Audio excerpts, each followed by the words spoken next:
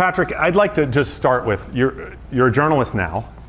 How did you become a journalist, and how did you end up deciding that this was the book you had to write? Did you grow up as an Apple fanboy and always knew that you were predestined to do this, or is this, random set of occurrences that got you here?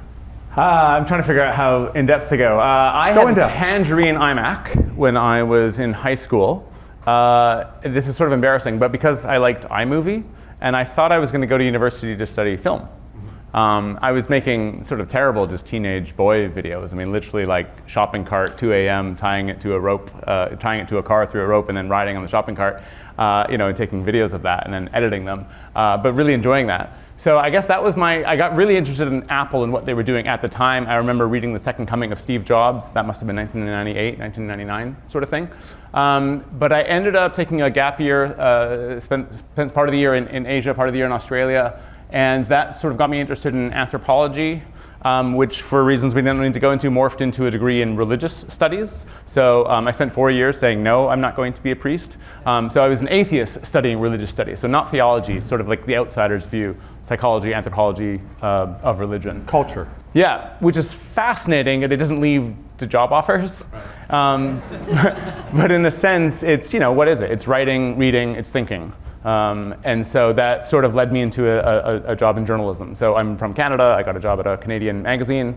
It collapsed through no fault of my own within 4 months of me getting the job.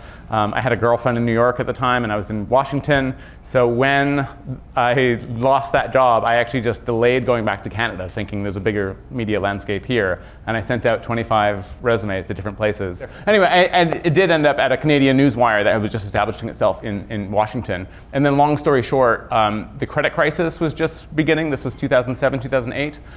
So I sort of got an early, inkling into macroeconomics and whatnot. And then, that led to being a bond reporter at the Wall Street Journal after a few years. And then the FT sort of hired me to go to Hong Kong.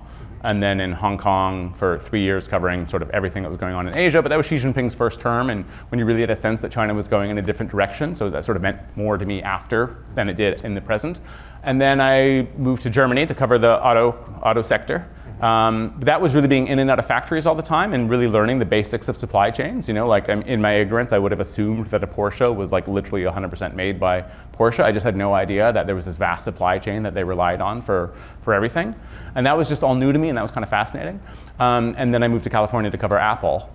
But I sort of unsuccessfully covered Apple for 4 years. I realized I didn't care about most Apple stories. If you can figure out that the next iPhone has square corners instead of curved ones, like that's a big scoop. I don't give a shit. And I feel like most reporters are caught up in the Apple narrative, and a scoop is actually just pressing fast forward on Apple's own press releases. And so I began to realize that we really didn't have an understanding of how their products were made. And that was like the little, budge that became a big idea as to, is there a whole book in figuring out how they do it and why that hasn't been told. So was your theory of the case that, did you start with the end in mind? Did you already have a sense, given the work that you were doing, that, geez, all is rotten in the state of Denmark or what have you, someone needs to tell this story and I need to go back to the beginning? Or did you start someplace else and say, I want to talk about how Apple stuff's made, and you ended up kind of where you ended up? There's lots of different origin stories, but one I would say it was just that I discovered the position within Apple called Manufacturing Design Engineer, okay, so MD. And they'd never really been written about before. And this is the significant position that brings in the geopolitics of what was going on in Apple. MD is just the position of, okay, someone else has come up with the idea of a product and what it's going to look and feel like. And MD is the position of engineer that goes off to Asia, in particular China, over the years, to find the factories that can actually do what is necessary to actually build this thing. So it's actually before operations, which is sort of scaling that into gargantuan proportions. And so the very idea that Apple engineers are sort of in the factories in Asia, training the people on the production line, setting up the production line, in fact, buying the machinery on the production line, and spending gargantuan sums to do that. I just didn't know anything about that. And when I figured out that they were doing that, I wanted to just educate myself and read the book that had obviously been written about it, right? Or read the great articles that had obviously been written about it, and then realize that nobody had written about it. one of the challenges with Apple stories, though, is a lot of times stories about great companies like Apple, they're either hagiographies, if I can say the word, or they're hit pieces. And my concern, and I shared this with you earlier, my original concern in the book is this is going to be a hit piece, it's not worth reading. But then once I heard some other reviews and I decided to read it, and I read it, and I'm like, wow, this is a really good book. It's neither of those. It's neither a hagiography, or a hit piece. How did you sort of steer between those two things? I think it's a fairly fair portrayal. Yeah, I think so too. I think part of that is just being at the Financial Times. I mean, my favorite description of the FT is that it's a paper written by liberals for conservatives. But it's very unlike the New York Times or the Wall Street Journal, wherein like it's not terribly clear where the FT is going to stand on some global issue when they're writing the editorials, let alone who they're going to have writing for their op-eds or whatever. It's a paper that can continue to surprise you. Whereas, the New York Times is going to be sort of predictably liberal, and the Journal will be predictably conservative, and the FT just isn't like that. So I think part of like just the balanced reporting comes out of that. The other thing is that I was telling the narrative through the eyes of Apple people. And so you're not going to get a bunch of Apple people to talk to you if you're like, I'm writing the ultimate hit piece on Apple.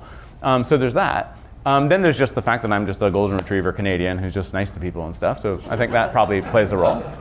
And then the final thing is just that like, if you just sort of think that Apple is, a normal company that just has great marketing, let's say, you just wouldn't get the narrative. Because in order to understand just what an impact it had on hundreds of Chinese suppliers, you have to sort of get, and not sort of just like be all cynical about it, that Apple really does put more design thought and manufacturing thought into their products than virtually anybody else. So in other words, you have to have like a really positive view of how Apple sort of conjures these things into reality to understand what an impact it would have, right? And then we can get more into the complexity of like, I think they sleepwalked into this crisis. But my point is that a lot of people, like in like YouTube comments or whatever, or just that I meet on the street, just don't think that Apple is all that different from other companies, right? That if they didn't invent the iPhone, someone was gonna do it within 6 months or something like that. And I think if you just have that view, you're just not gonna understand the significance of what they were able to achieve. Yeah. And that term sleepwalked, I don't remember if you used that in the book, but when I read the book, that was exactly the framing, that they sleptwalked into this. I mean, they just didn't know what they were doing. But I don't think it was just Apple that did. I think it was the entire world that did. Yeah, totally. But we'll get into that. So sure. What I want to do is the book, you broke the book down into 6 different sections. And what I've done is I've sort of broken my discussion with you into kind of 3. Okay. And the first one is Apple the Innocent. Okay. The second one is Apple the Clueless. And the third one is Apple the Complicit. They're going to love this. Yeah, and then after that, we'll talk a little bit about kind of what comes next, because interestingly, when you and I talk, you were pens down in February or so. A lot's happened since February, and have we learned more about this story since then and stuff? But we'll get to that at the end. Yeah. But first on Apple the Innocent. Steve Jobs wanted to control manufacturing.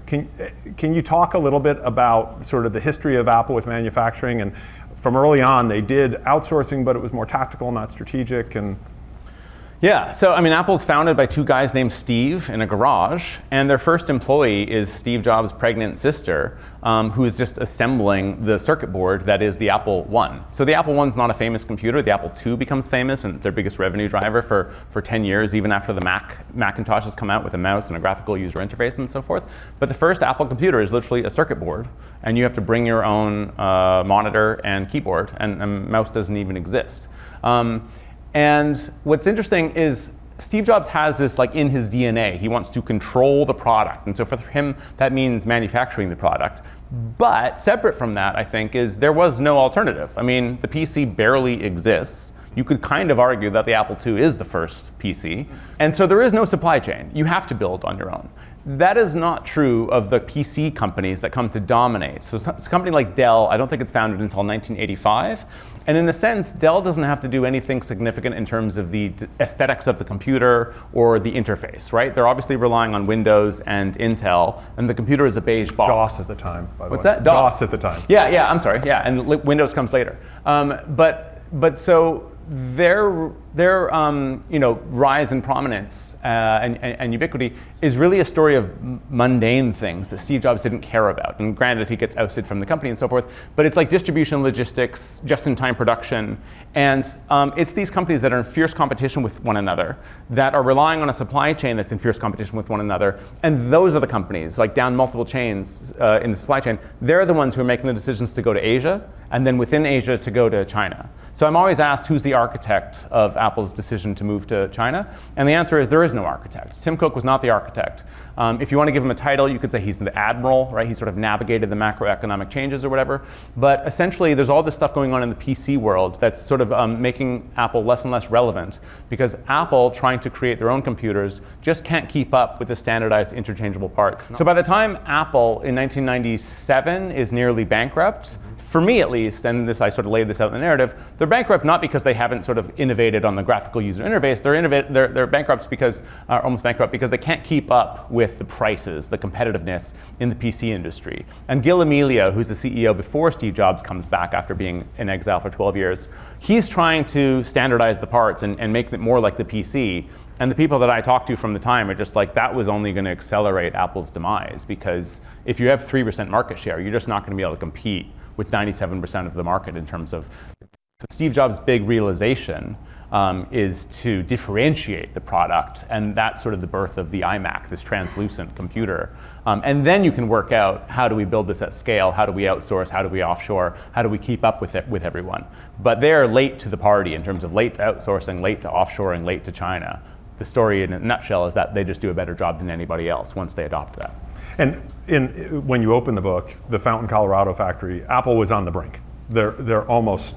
Yeah, one of the things I love about this narrative is that it's never been highlighted before in any Apple book as a significant thing at all. Even in Gil Amelio's memoir, the Fountain episode is a half a paragraph or something. Whereas for me, this is instrumental to the saving of Apple. So if you have read the book, apologies for sort of retelling the story here. But if you haven't, Apple was making computers in Fountain, Colorado, and they're days away from not being able to afford payroll in the spring of 1996. I believe I revealed for the first time that they actually hired a Chapter 11 lawyer. I mean, they're really close to bankruptcy. And so I had this great phone call between these two people where the guy negotiating to sell this factory to a company called SCI, which you could think of as the Foxconn of its day. It comes out of Alabama.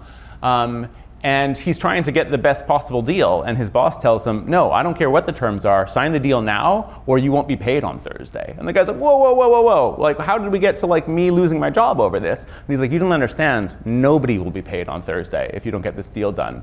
We're running out of money. And so that's instrumental to Apple then adopting. So they sell this factory, they net $200 million, and they're able to pay their employees, of course. But immediately they have to adopt a global outsourcing strategy for the first time. The other significant thing about this is Steve Jobs is not at the company. So before the book, all the attention has always been on that Steve Jobs sort of comes back with a plan. He hires Tim Cook. Tim Cook closes all the Apple factories, moves everything to China. And instead, I tell this 7-year narrative where from 96 to 2003, Apple products are being made in about 8, maybe 9 countries. And I just think that narrative hadn't really been told. And when I was pitching the book or getting involved in the pitching of the book, it just seemed crazy to me that we didn't know anything about Apple making iPods in Taiwan by Inventec before Foxconn comes aboard. Apple was making the iMac in Korea, Wales, Czech Republic, Mexico, California, and I might even be missing one. So there was just incredible supply chain story before they quote unquote discovered China. And so that just becomes an entire 4 or 5 chapter part of the book. So Gil Amelio is brought in because he's the operations guy, efficiency guy. Yeah, he's a turnaround artist. The belief is he's going to be able to make the operations more efficient. The best thing he does, obviously, is he buys Next. Yeah. Then Steve Jobs, eventually Emilio's gone, Steve Jobs is CEO. Yeah. And talk about how Jobs diagnosed what the problem was and his first couple of steps from a product standpoint. So and a really famous anecdote that's not unique to the book. Steve Jobs, at the time, Apple is creating something like 40 projects in the pipeline. They've got the Newton. They're doing printers. They're actually early on digital cameras in a kind of strange, kind of funny sense. There's so many different computers that consumers really struggle to understand which was the better one, aside from the price tag. I mean, the Performa and all these things that even I as a journalist struggled to really comprehend what the hell they were doing. And even Steve Jobs basically said, like, I'm confused by this. How do we expect our retail people to understand this? And so he famously just drew like a quadrant, right? Sort of like a tic-tac-toe board or whatever, but with 4 parts. And he basically said, every other product is dead. We're doing desktops, we're doing laptops, and there's like prosumer, like a premium, and layperson, right? Consumer. If you're working on anything else, the project has just ended. And literally, someone described it as a Matterhorn of products. And so, all these digital cameras and stuff were just laid out in a public setting, like intentionally, just to say that these are all the dead products. And like, if people just wanted to take them home as prototypes, like, fine, but it was all dead. So he simplified the hell out of the portfolio and really like concentrated all the energy into a single product, which becomes the iMac. Yeah. And this alone is kind of a fascinating narrative. I mean, the chapter is called Unmanufacturable. And the one reason I like this chapter is I've read some biographies of Johnny Ive.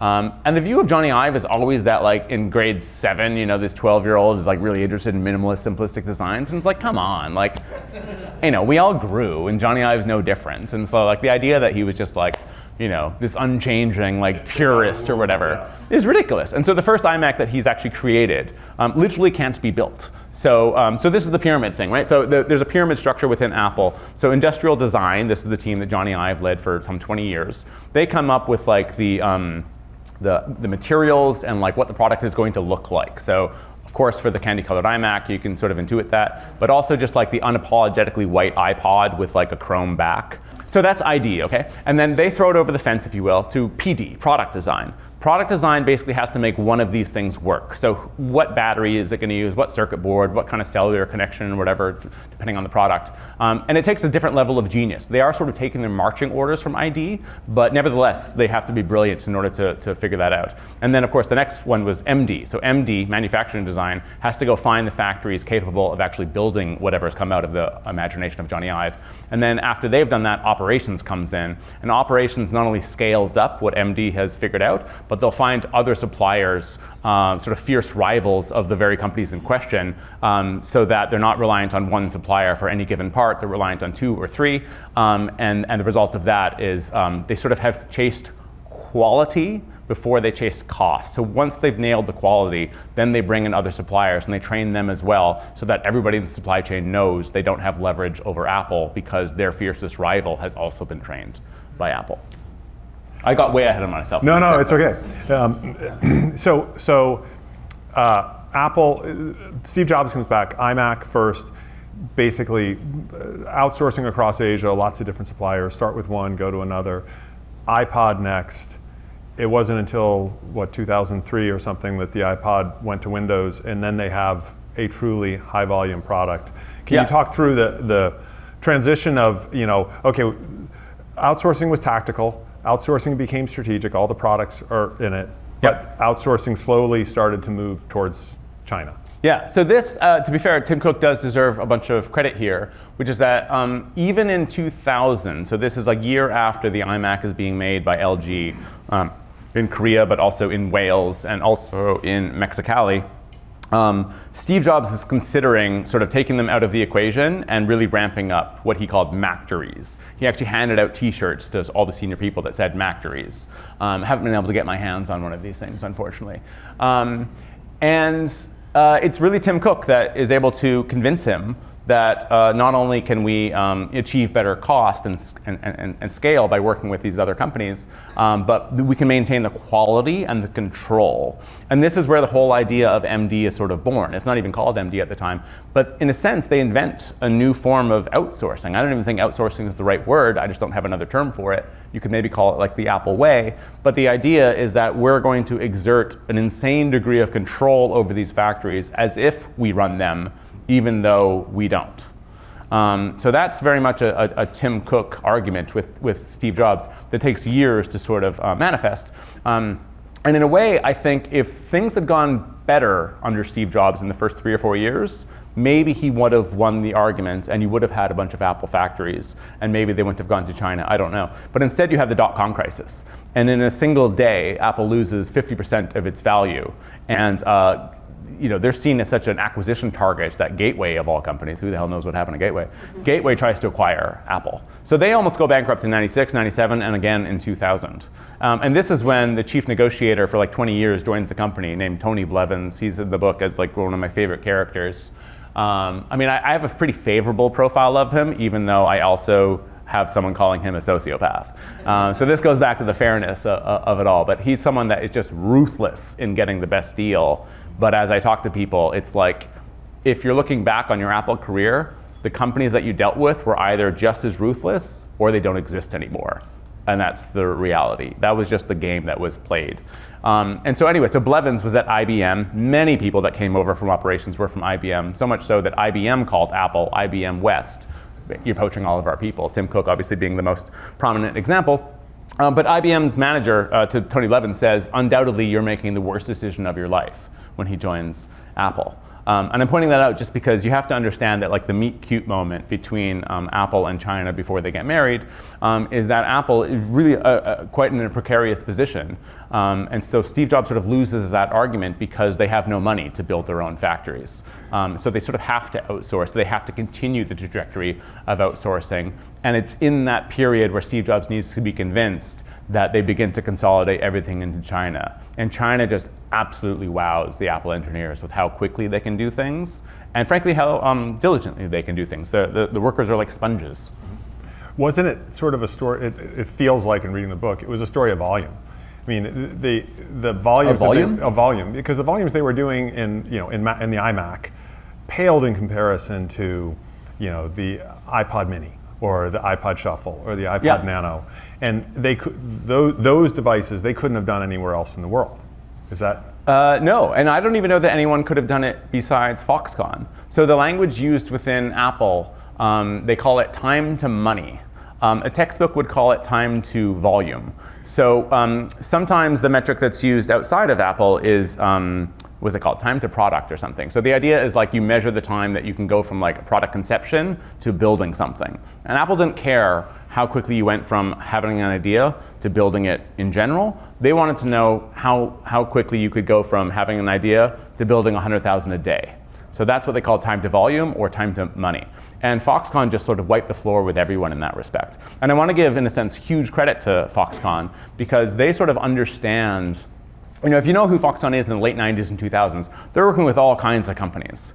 And when they're working with Apple, what they realize is, damn, this company is pushing us, right? They are asking for things that nobody else is asking. And so all the other Taiwanese suppliers that have set up shop in mainland China, they don't want to work with Apple. They see Apple as this arrogant company that asks too much and has engineers on the production line breathing down people's necks and is making them work beyond their perceived capabilities and stuff. And so they don't like the challenge. And is squeezing them on margin. And they're ruthless, again, going back to Tony Blevins, with how much you're actually getting paid. So it's like, why am I in this business? I'm not getting paid.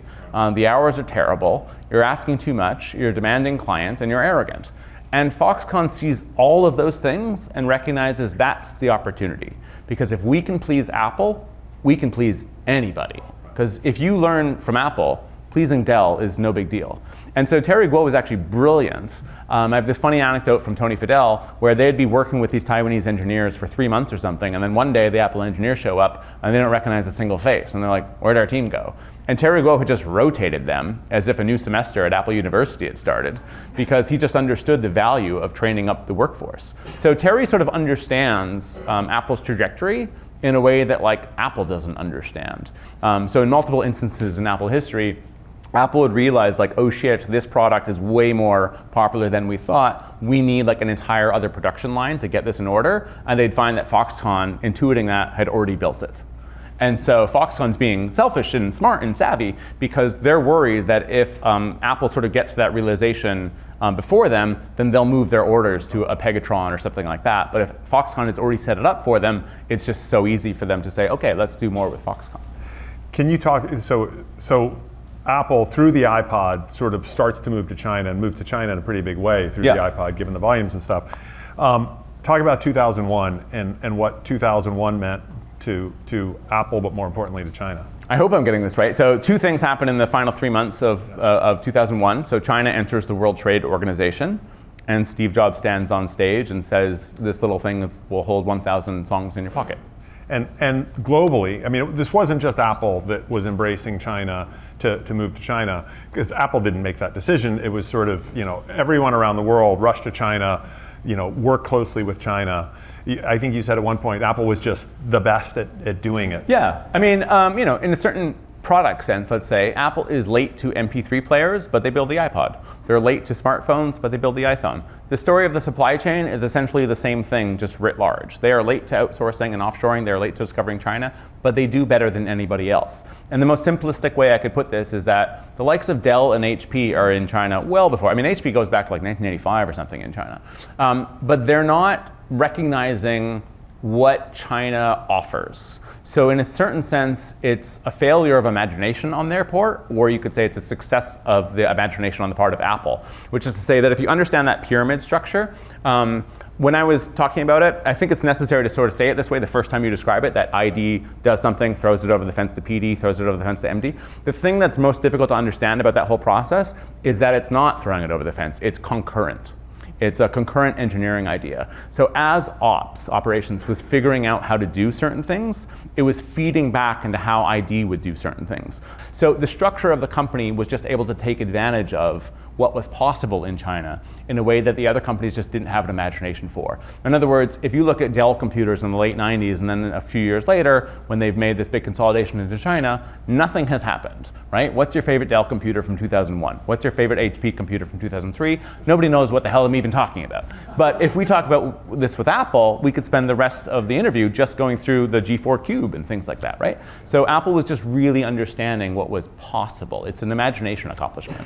Yeah, actually the quote I have underlined in the book, for Dell, ever focused on efficiency, China's advantages were all about cost and scale. That is to say, they were about margin. But Apple looked at the armies of affordable, available labor and saw a different potential, unconstrained design. Yeah. And that's exactly what fed back up and what allowed Apple to do the Mini, the Nano, the Shuffle. Yeah, I mean, I quote Fred Armisen, who is playing Steve Jobs on SNL, where there's this funny skit, I should really have it in my presentations to play, where he's announcing these different iPods, and then Tina Fey is being like, oh, that's amazing. He's like, one second. And then he announces another iPod. And he does this over and over until he just holds up nothing at all and announces the iPod Invisa.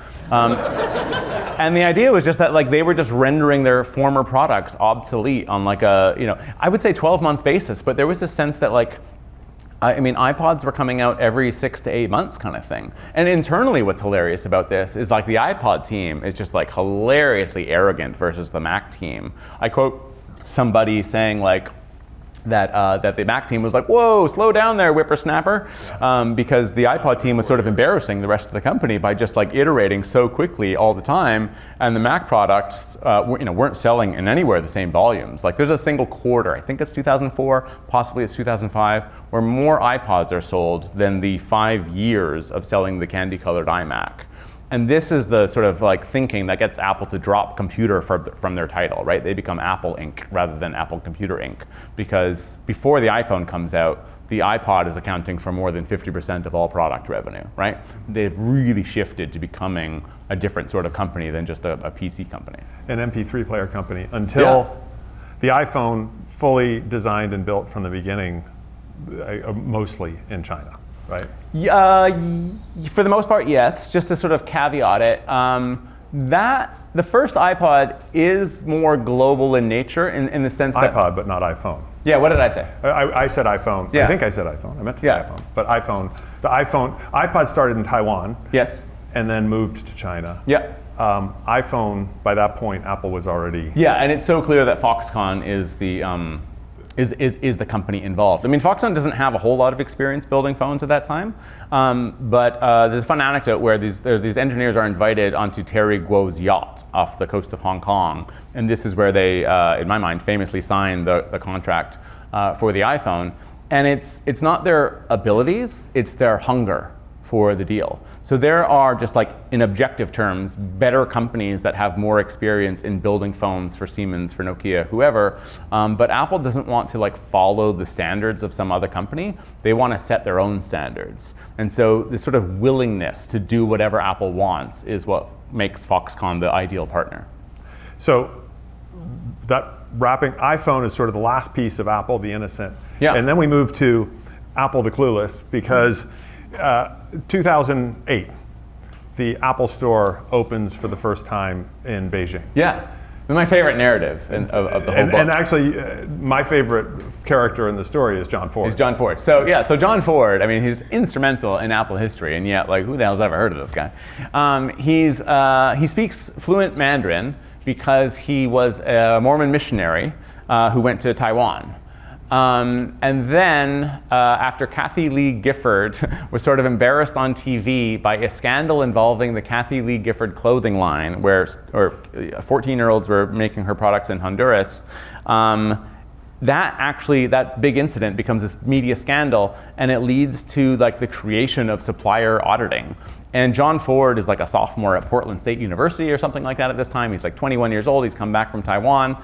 And a connection close to Kathy Lee Gifford is like they need help figuring out their supply chain. So he ends up going to China and eventually establishes his own business, helping do supply chain audits. And so he's speaking the language every day, and he's doing this for 5 years. And then the dot-com crisis blows up, and he's sort of in crisis. And he's like, whatever, I've been doing this for a long enough time. So he goes back to school, and he finds that versus being the CEO of his own company, taking marketing courses at Portland State just isn't really like satiating his mind. So he gets a job at a Compu USA, I think was the name of the store, in the Apple line. And that leads to him getting all these accolades for how well the company is doing from Cupertino. So he ends up joining Apple, and long story short, he's in Denver as a store leader in 2008. And he's at this this store meeting, I think that's taking place among store leaders, and finds out that they're going to build their first store in Beijing. Now, it's for the Beijing Olympics.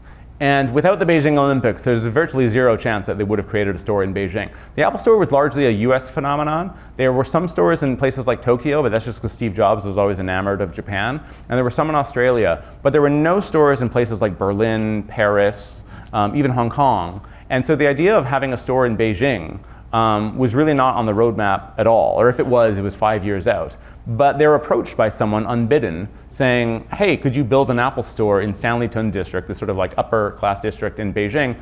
If you do it now, you can get it done by the Beijing Olympics. And Apple sort of thinks, okay, this will obviously lose money because this is like an impoverished country that's not going to buy the iPhone. But it is going to be great for us because 10,000 foreign athletes are all descending on the country, and so this is going to work out for us. So John Ford sort of raised his hand in this meeting and says, by the way, I speak fluent Mandarin. I'd be happy to go out there. He's this really humble guy who basically thinks he's just going to be saying like, ni hao, like a Walmart greeter, as people walk in for like a 2-week stint. And instead, he's there for 5 years. And so by 2010, the iPhone is the most conspicuous product across China. Apple has 4 stores at this point. And it's hard to overstate like how significant the iPhone is in China at this time. So like one of the most significant stories that was in Xinhua People's Daily was that a 17-year-old had undergone black market surgery to sell one of his kidneys in exchange for an iPad and an iPhone. iPhones are being smuggled into the country. People are taking out loans, 45%, 50% a year, just to be able to afford an iPhone. It really was just the product to show. I talked to someone since the book was published that said when they were in China, people that had MP3 players that were not Apple would nevertheless have the white headphones just to sort of show that, oh, this is definitely an Apple product. And so for the younger generation, it was just like your way of showing that like you were sort of with it and successful and sort of like, appealing to the sort of image that Apple was purveying. So one store per 350 million people is the state of affairs in 2010. That would be like one Apple store in all of America, right? And there's no other place to buy it, and that's where you have to go. And so these gangsters, known as the yellow cows in China, they're these scalpers who exploit market inefficiencies in the country. They recognize this enormous opportunity. And so they're actually asking John Ford, can I just have 10,000 phones? Like, I've got all the money for you in cash.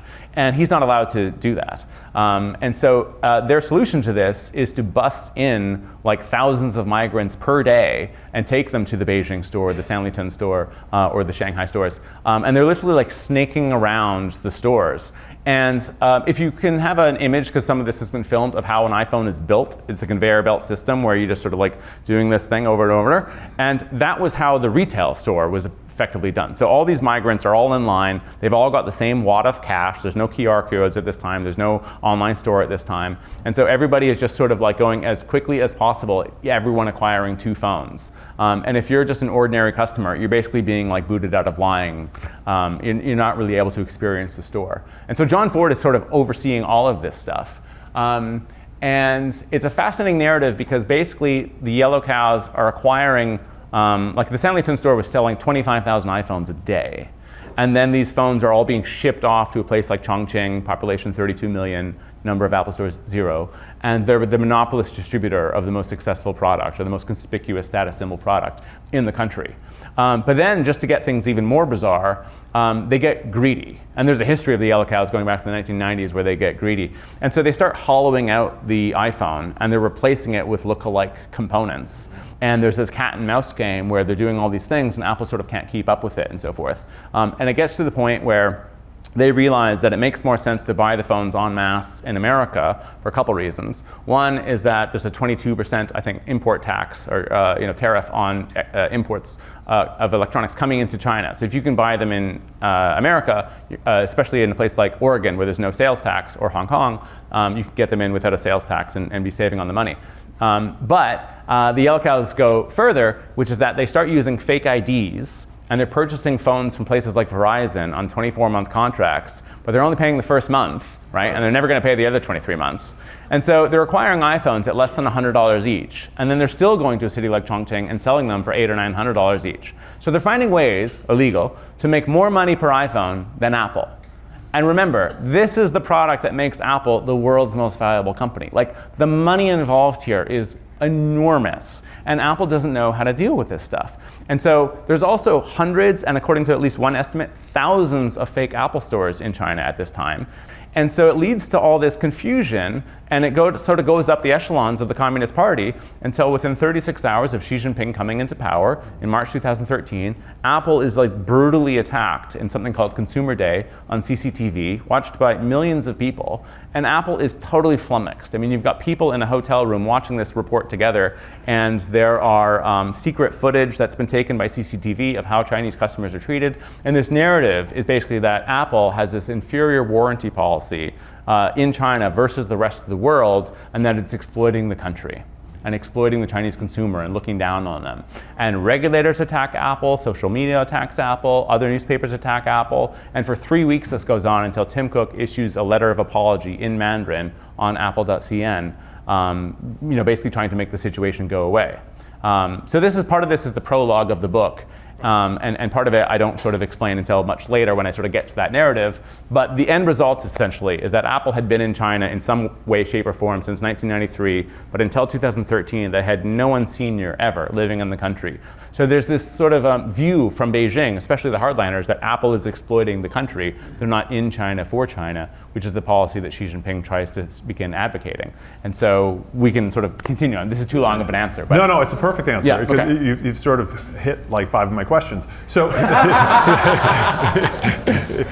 when I think about this Apple the clueless, and you're literally laying it out, Apple was clueless. They had no idea, first off, Apple people couldn't conceive of the lengths that the yellow cows would go to. Yeah. Can you talk a little bit about sort of the cultural mix match between Apple before the Gang of Eight was pulled together and everything else, when they kind of didn't actually realize their impact? The reason why John Ford is such a great character is because if you remember, so he's this Taiwanese missionary, and then he's running this company doing supply chain audits and stuff. So my point is, he's not an academic, right? He's got street smarts, right? You convert people to the Mormon faith through interacting with them, right? Through understanding their psychology and then sort of working off of that rather than write a dissertation or something. And maybe what he's bad at is explaining to Cupertino what's going on. So Cupertino is constantly viewing him in a bad light because what begins to happen is there are riots at the Apple store with all these gangsters in the line and stuff. There are eggs thrown at the store. They have to close the store and things like that. And so they're thinking, yeah. So this is, before I met him, this is the narrative I had found, that John Ford had been arrested. And I thought, like, I need to talk to this guy. So he would find that Apple would always have, or Cupertino, let's just say, would always have really basic advice, like just call the police if you're having too much management problems and things like that. And he's just like, you guys just don't understand China. And so everything changes in 2013. John Ford actually has moved on at this point. But when Apple sort of hit with these warranty claims of all differences, and they're being absolutely scolded in the media, they don't understand what's going on. And so they name or hire 8 senior people, the first senior people ever to live in China. And this group sort of jokingly calls themselves the Gang of 8. And they oversee procurement, retail, research and development, which didn't exist at the time. Apple University, anything that you can think of, they're going to be the eyes and ears of Cupertino on the ground in China. And this is really like an entire section of the book where they really change the game of how Apple interacts with Beijing and local cadres throughout the whole system to sort of make life easier for them.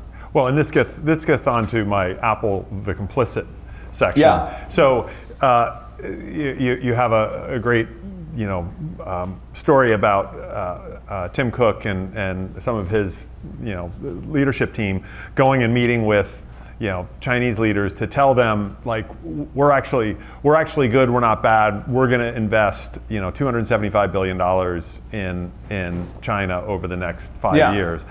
Can you talk about, was it 250? Can you talk about that and how they came to that decision and what that was? And the aforementioned Jon Stewart interview got stuck on that 50 billion. Can you talk about what that 50 billion a year actually was? Yeah. So there's a couple things to unpack here. So so after they're attacked by CCTV, they're not actually scared. They're flummoxed. They just think this is an easy explanation. We'll just explain that the warranty policies are basically the same, etc. But they do hire these senior people, and the senior people sort of realize Beijing doesn't understand the significance of what we're doing in the country. And the reason we're in trouble, this sort of takes a while for them to figure out, is that we don't have any joint ventures in the country. So going back in Chinese history, after Mao dies and Deng Xiaoping becomes the preeminent leader, he turns Shenzhen and some other areas into these like capitalist experimentation zones. And this is all part of reform and opening up in China, right? And in a sense, their idea is to like lure in foreign capital, largely from Hong Kong, Taiwan, and Japan. And the idea is like we're going to sort of learn our way through the textile and electronics and clothing, apparel, manufacturing chains, and then we're going to sort of thrive on our own. But the nature of that is that if you're going to sort of come to have access to our 800 million laborers or our 1.4 billion person population, you need to set up a joint venture. So it's very alluring for any business outside of China to go to China. But the idea is that half the business is going to be Chinese owned, and they're going to sort of learn the ins and outs of your business. Well, Apple never did this. Now, I don't know actually how strategic it was on the part of Apple. It was to some extent just the fact that there was no Apple factory. They were just sending people abroad who were sort of like taking control of factories that weren't theirs. So I don't know how savvy they were in terms of understanding the system in China. I think it might just be that they were actually just sort of copying and pasting what they'd already done in places like Korea. They didn't have the JV rules, and they were just implementing it in China. That was on the manufacturing side. Yeah. Actually, on the retail side, they managed to skirt that law in a very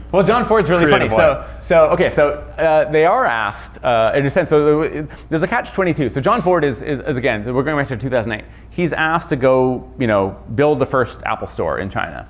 The problem is they don't have a license. They don't have a business license. And he realizes there's a catch-22 where you can't get a store unless you have a license. You can't get a license unless you have a store. And so he figures, well, the solution to this is actually just giving a red envelope stuffed with cash to the right official. Problem solved. But he works for Apple, and personally he doesn't want to be involved in bribes. So they're wanting to go find the equivalent of Best Buy and then purchase the company and then just like alter the name from Best Buy to Apple. But they're finding it difficult to do this. And then one time he just is walking around and he comes across this little machine shop, just a bunch of dusty machines inside. It's like 5 meters by 5 meters. Sorry for the Canadian metric. And it's a sewing machine repair shop. And they end up purchasing this little shop. I forget how much the amount is, but it's in the book. Life-changing for this like little family that owns it. But that's the legal basis for a $70 billion business today in China, including the online store. There's no more than 55 stores, but the legal basis is the sewing machine repair shop. So if you open the index and you see there's a chapter called the sewing machine repair shop, you think, what the hell is this all about? That was really fun for me to sort of unravel. And anyway, so where am I coming back to? But that didn't happen on the manufacturing side. No, that did not happen on the manufacturing side. Still, So on the manufacturing side, China's taking Apple to task for you're basically using us and everything else. Yes. And Apple realizes that actually we're not. So like Samsung at the time has about 20% market share in China. Today it's less than 1%. And they had something like 35 joint ventures. So in other words, they were really playing by the rules set by Beijing and were considered like a great company. And Intel was the same. Intel was sort of really smart in a certain sense of investing in China and sort of touting it with press releases. And Apple wasn't doing that. And so therefore, they were seen in a negative light. And so my sort of thought experiment to sort of explain this is that if you were Xi Jinping's lawyer in 2013, the case against Apple is pretty clear cut. It really does look like a company that's exploiting the country. They're not in it for China, they're just in it to sort of like whip their suppliers into shape, pay them virtually nothing, and get things done for world production.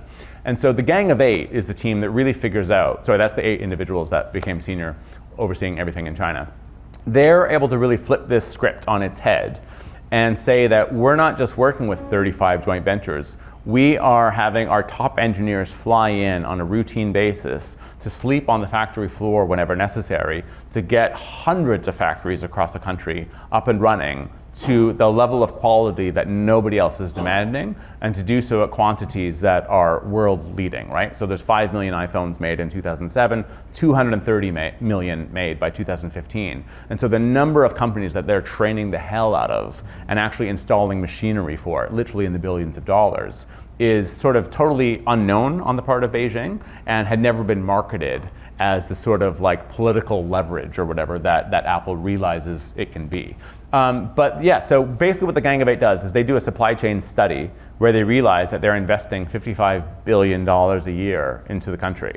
Now, as big as that sum is, and I'll sort of give some comparisons in a second, it's only 22% of their revenue. Like, it's an utterly plausible figure to be investing when 90% of their production is in China, and they're just like that big of Well, a it also company. depends, and the beef I had with it, once I read the book, I really got it, but the beef I had with the Jon Stewart thing is they're investing this much in the company, they're investing this much in the country, but what it is first year wages for any people on the manufacturing line, those first year wages, given the turnover on the manufacturing line, that's all their wages, that's all they're paying. So it's basically all the wages in China, or most of the wages in China, all the equipment they're putting in.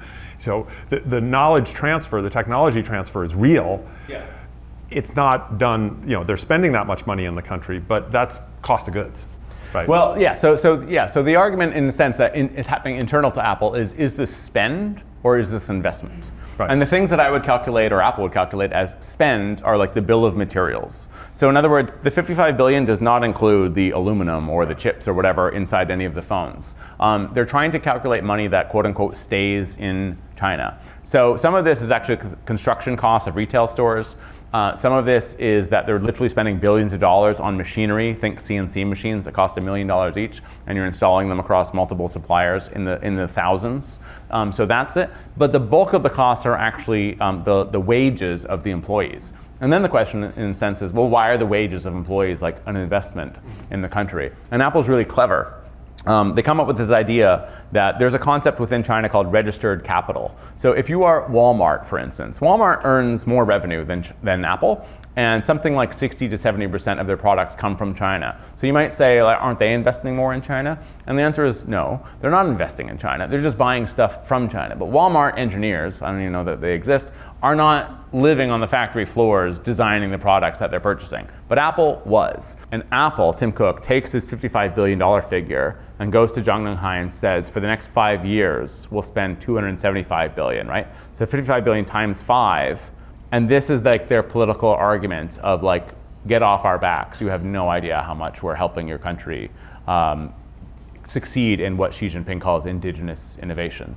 So the great irony is that if you're a Chinese company, once this sort of trickles through the political system, is that the best way to support indigenous innovation and Made in China 2025, China's plan to sort of sever its dependence on the West, ironically, is to work with the mother of all capitalist companies, Apple. Apple. And but the technology transfer is real, and I think, are we getting? Yeah, we're getting past our hour. So I'm gonna wrap this up and not get to the end stuff, but I want to finish with one final piece, which is the technology transfer was real. Apple realized this in 2018 when the iPhone XR cratered. Yeah. Can you talk a little bit about why it cratered and a little bit about what has happened, how the Apple technology transfer has, you talked already about Samsung went from 20% market share to 1% market share. Yeah. Why is that? So this is one of my favorite chapters, if not my favorite chapter in the book. And it's because I did more than 200 interviews, only counting the former or current Apple people that sort of went through the narrative with me.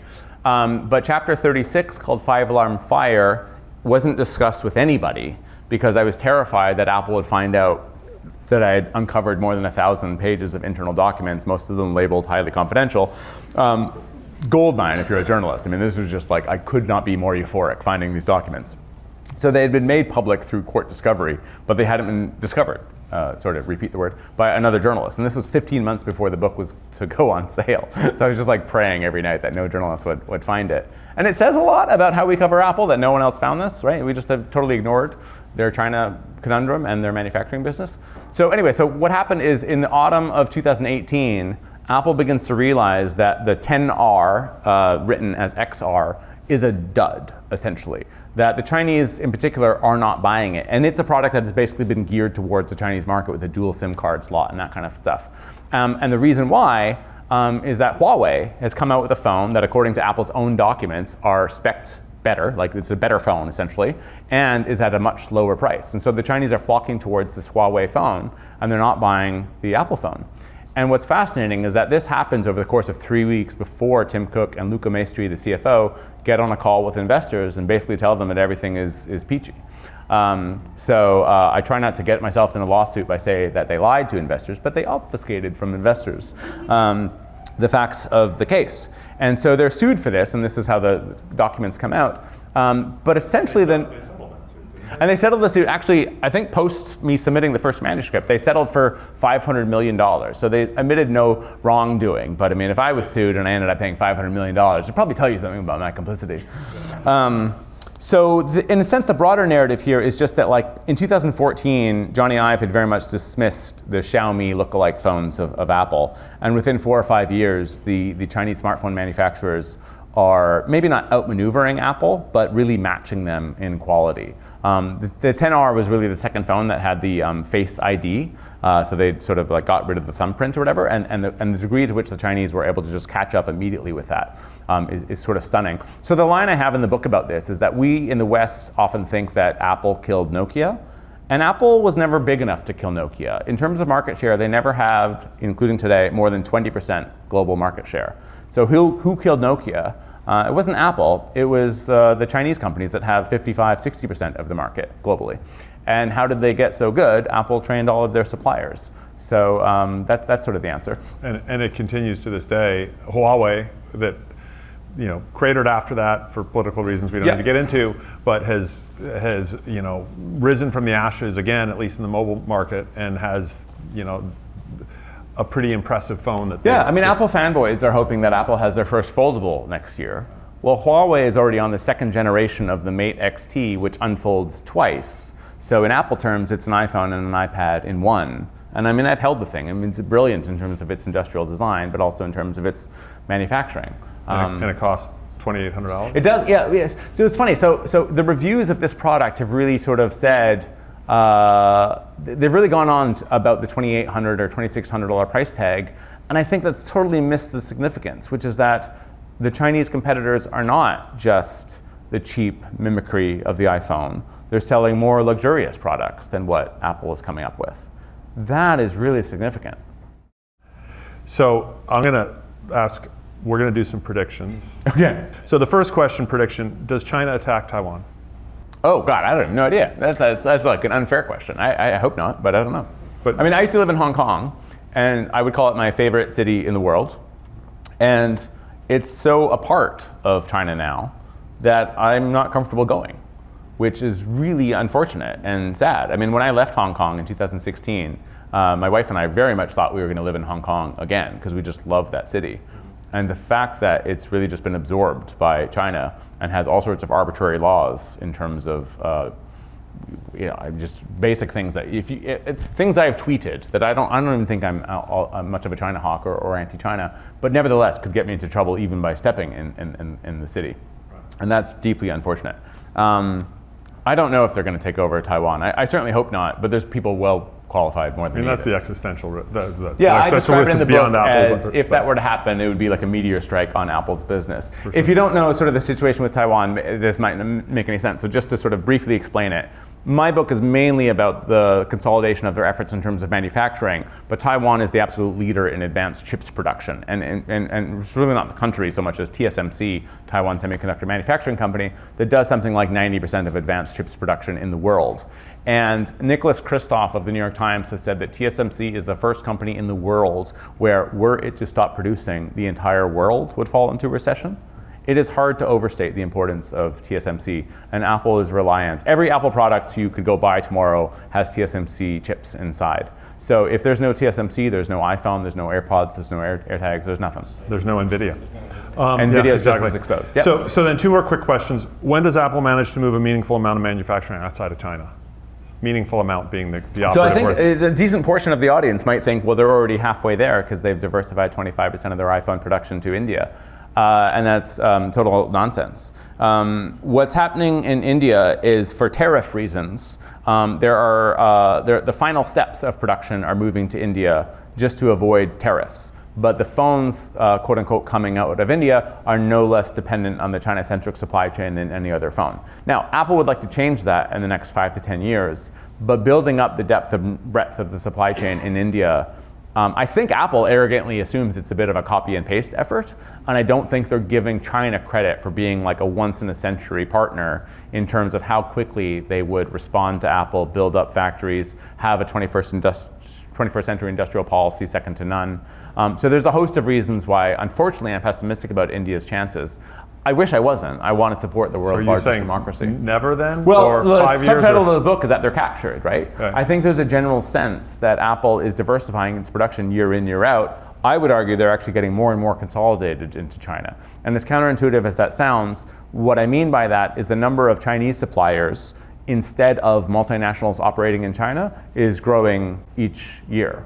And those companies are more politically connected, and by being politically connected, they could work for lower margins because they can get the free machinery, they can get access to migrant labor, which is instrumental for Apple, and a host of other things. So if you're a Japanese or a Korean company operating in China, you have a less optimistic future than your Chinese rivals who have caught up to you in quality for political reasons. And then last question, Apple's business in China, you said $70 billion business.